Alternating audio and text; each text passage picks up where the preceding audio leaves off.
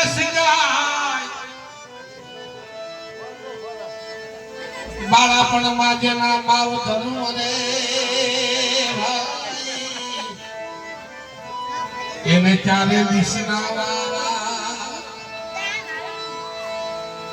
કારણ કે બાળપણની અંદર એક બાપ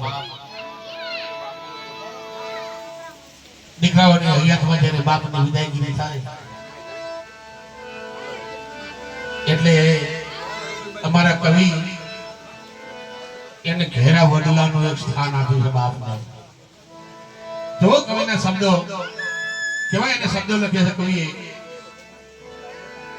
અને બાપને ઘેરા વડલા તરીકે પ્રોત્સાહન કરી અને એના સુવર્ણ અક્ષરથી શબ્દ લખી અને કવિએ એક બાપનો સરસ મજાનું કાવ્ય લખ્યું છે.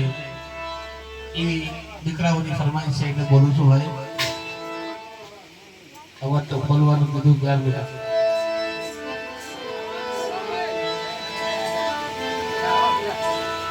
કારણ કે સંતોષ વાકીદારે બોલ્યો છે કે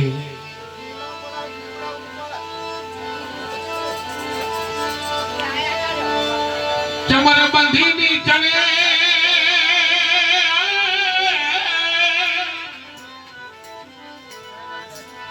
આ ચમર બંધીની ચણે લીધેથી પાયા માંથી પડે 90 વર્ષે મળે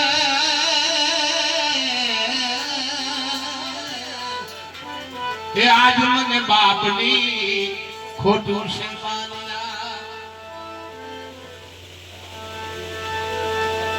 ચાલી 50 વર્ષની ઉંમરમાં ગુજરી જાય 60-70 વર્ષમાં ગુજરી જાય કદાચ 100 વર્ષે ગુજરી જાય તો બાપ ની બાપ એટલે પરિવાર તરફથી ફરમાઈશ છે એટલે બોલું છું ભાઈ. એ ઘેરો વડલો ને ઘેરી સાજની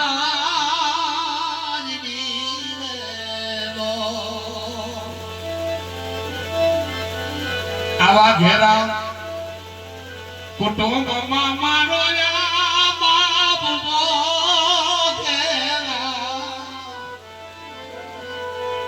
ઘેરા કુટુંબમાં મારો બાપ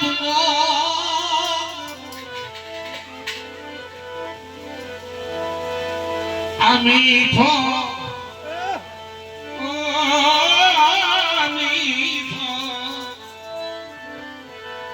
એ જી મીઠો છાયડો છે મારા બાપ કવિના અક્ષર લખે છે કે ઘેરો વડલો અને ઘેરી છાયડી અને એની અંદર આ ઘેરી છાયડી મીઠી છાયડી છે ને એ મારા બાપની છે. કેવી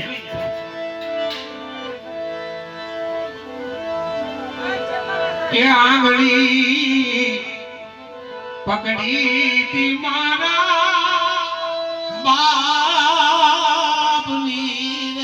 લો જેથી મારા ઉદરમાંથી મારો જન્મ થયો અને પાપો પગલી બરાબર હાલતો થયો અને તેથી માએ એના થાને ધવરાઈ અને પાપા પગલી બાપની આંગળી પકડી અને હું હાલતો હતો અને કદાચ હાલતા હાલતા થાકી દઉં ને તો મારો બાપ મને ખભે બેહાડતો હતો.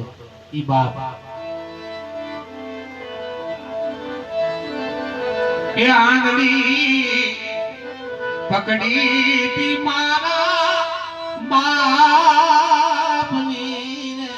લો પછી એ ચાલ્યો હું તો ડગુરે મગુરે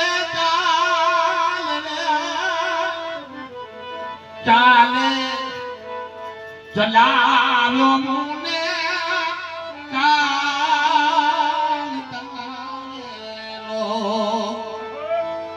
બાપે મને આંગળી પકડી અને ધીમે ધીમે ધીમે ધીમે પાપા પગલે હાલતા મને શીખવાડ્યો. ઈ બાપ અને એ ઘેરો વડલો અને ઘેરા વડલાની સાયડી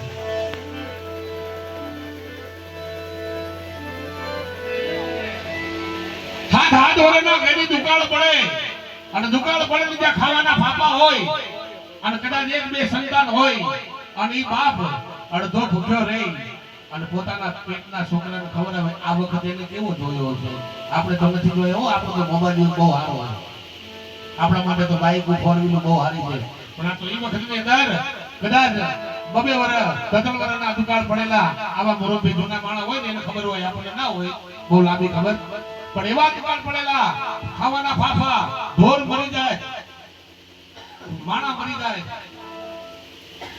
રહેવાના આશરા લે કીધુંની વાત છે કે એ વખતે પોતાના સંતાનને ઉગારવા એટલે શું કઈ નાની મોટી વાત છે ત્યારે કવિ લખે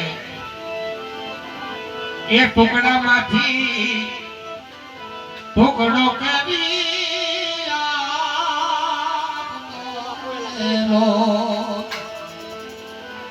ગમે એટલી કદાચ વિપત પડી જાય પણ પોતાના સંતાન માટે દુઃખ વેઠી અને અડધો રોટલો હોય ને તો એમાંથી પાપ આગલો ગરીબ છોકરાને ખવડાવી અને બાપ થાય એ ટુકડામાંથી મને ટુકડો કરી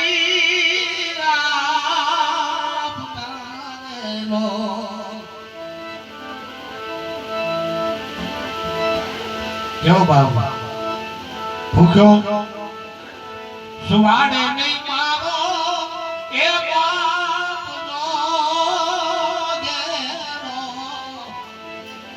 એ ઘેરો વડલો ને ઘેરી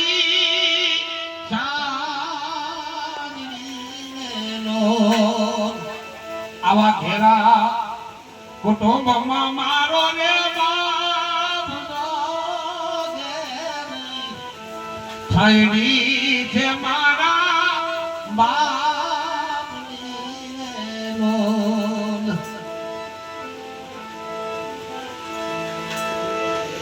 કદાચ દીકરો જવાન થાય અને જવાન થયા પછી કોઈ પણ જાતનો એને કદાચ તો ધક પડે ને અને કદાચ મોજાઈ દીકરો બેઠો હોય ને એટલે બાપ આમ ખભા ઉપર હાથ મૂકે બેટા કેમ મોજાઈ બેઠો છો શું ચિંતા છે હું તારો બાપ બેઠો છું ભલા માણા અને મને તમને કદાચ આપણા પિતાજી આટલું કહે ને વાહ મોજ આવી જાય એમ એ તમારા ભાઈ શું છે તમારા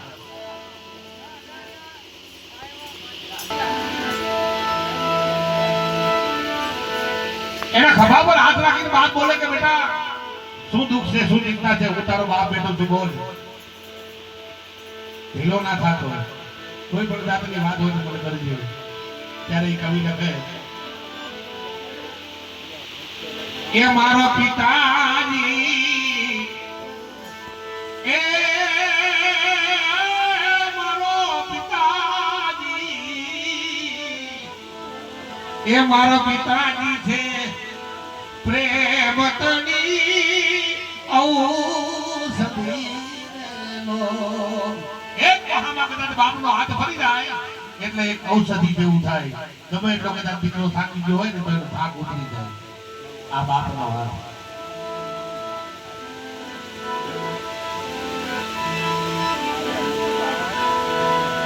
મારા દર્દ કરે પડવાના મારે દૂર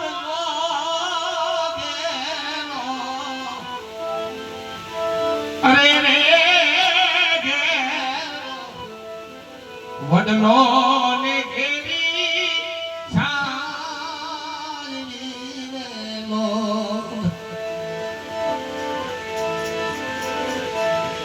છેલ્લે કવિ લખે આ શીતળ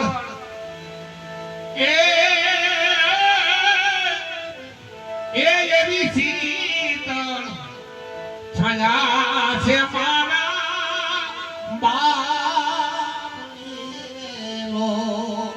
શીતળ છાયા ઘર બાર ગાડીઓ મોટર બંગલા આમ નામ ઠામ કોઈ રીતે કદાચ બાકી ના લેવા દીધું હોય ને ત્યારે દીકરો બોલી શકે કે આ શીતળ છાયા છે ને આ બધી જે આ દેખાય છે ને મારા બાપ નામ છે એને મને કરી આપ્યું છે કારણ કે મેં 2-4 દાડા પહેલા મેં બેસવા આવ્યા ત્યારે વાત કરી હતી કે બા બેટો ઓફિસમાં નોકરી કરતો હોય સરકારી નોકરી કરતો હોય અને પોતાનો બાપ મળવા આવે એટલે મહેફિલ જામી હોય અને મહેફિલની અંદર કદાચ એક સાહેબ એવું બોલે કે આજામાંથી સુખી કોણ જોજો ખુરશી માથે દીકરો બેઠો છે, પાછળ એના બાપ ઉભા છે, બાપનો હાથ ખભા ઉપર છે દીકરાના. અને એક સાહેબે પૂછ્યું કે સુખી કોણ? તે છોકરો બોલ્યો કે ભાઈ આ તો સુખમ સુખી તો હું. આટલું કીધું ને બાપને ખોટું લાગ્યું કે ભણાયો ગણાયો ભણાયો બંધાયો મોટો કર્યો નોકરી લેવડાઈ અને આજે હું ઊભો છું એમ કહે છે કે હું સુખી છું. ઘટના એવી ઘટે આ વાત થોડોક વિરામ થયો, મીટિંગ છૂટી પડી અને બરોબર બહાર નીકળ્યા એટલે બાપનો હાથ ખભામાંથી ઉતરી ગયો હતો. અને પછી એક સાહેબે પૂછ્યું કે ભાઈ હવે આપણામાંથી સુખી કોણ? તેથી દીકરો બોલ્યો હતો કે હવે સુખી મારો બાપ. ત્યારે બાપના કબાટ ઉભરી ગયા હતા કે મારો બેટો ઓફિસમાં બેઠો હતો ત્યારે હું સુખી એમ કહેતો હતો, અત્યારે એમ કહે છે કે તમે સુખી. એટલે ત્યારે દીકરાએ જવાબ આપ્યો, પિતાજી હું જ્યારે ઓફિસમાં બેઠો હતો તમારો હાથ મારા ખભા ઉપર હતો ને એટલે હું સુખી હતો. વિચાર કરજો, બાપનો હાથ જો દીકરા માટે હોય ને એ કોઈથી દુખી ના થાય. એટલે તો વારંવાર કહું છું માવતરની સેવા કરજો. માવતરથી મોટું કોઈ નથી. અત્યારે તો આ કલાકારો ગાય છે, દુનિયામાં એનાથી મોટું કોઈ નથી.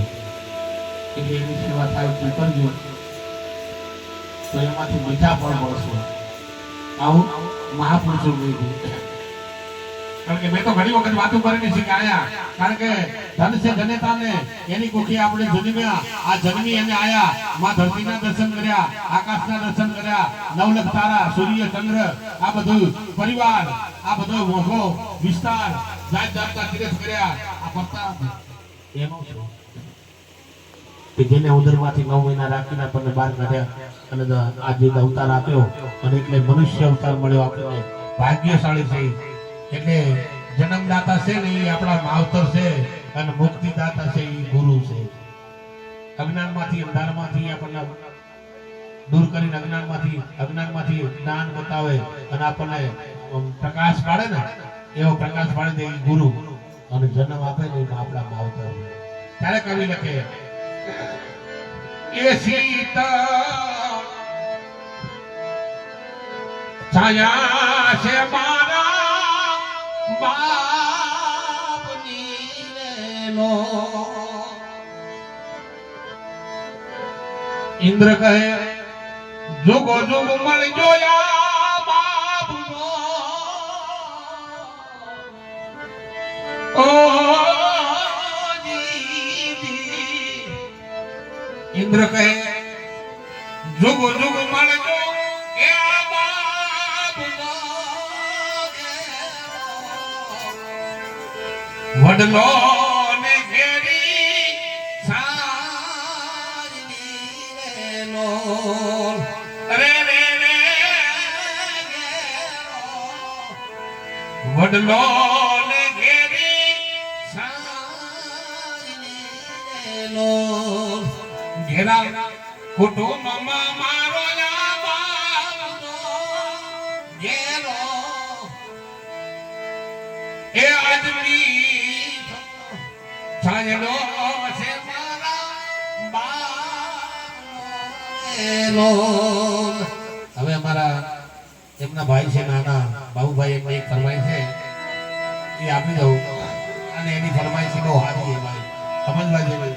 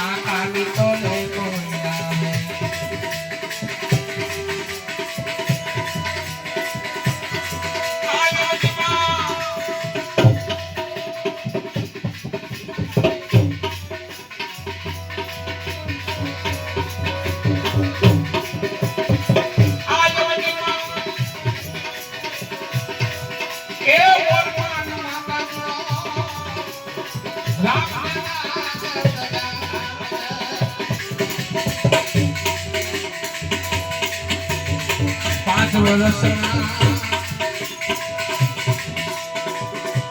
બાળક ધ્રુવને 5 વર્ષના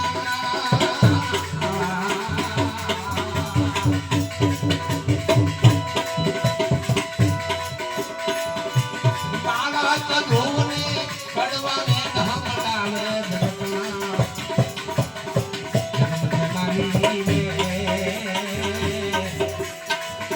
એ મારી માતાની કોને કોઈ ના આવે.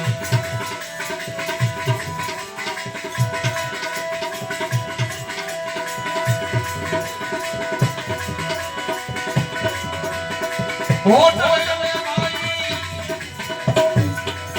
એ પાકડે બીનો નામે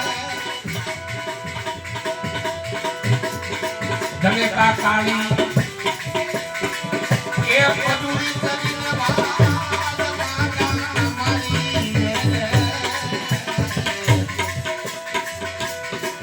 કાળી મજૂરી કરીને મને ઘોડે બેહીને ખવડાવે જન્મ દેનારી રે એ મારી માતાની કોને કોઈ ના આવે.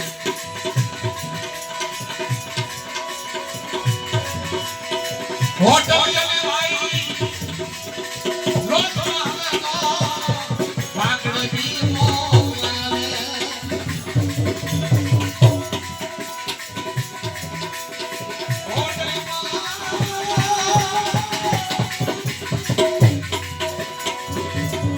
હોઠ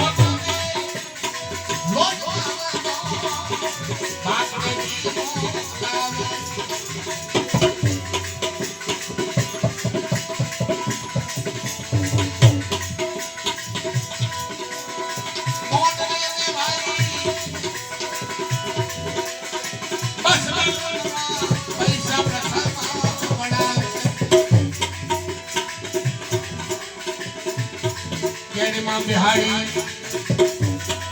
એ જનેતા મારી વાવાની પેટમાં બિહારી જનેતા મારી મને સૃષ્ટિની સફળ ચલાવે જનાની રે મારી માતાની કોને કોઈ ના આવે.